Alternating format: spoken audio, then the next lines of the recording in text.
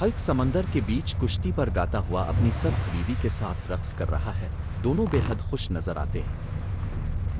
वह चल रही है, लहरें हल्की हैं और दोनों मोहब्बत भरे अंदाज में डेक पर घूमते हुए नाच रहे हैं। अचानक पीछे से आयरन मैन तेजी से आता दिखाई देता है। फिजा में खतरे का एहसास फैल जाता है।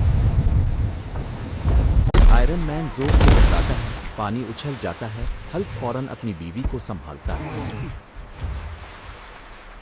आयरन मैन जोर से टकराता है, पानी उछल जाता है।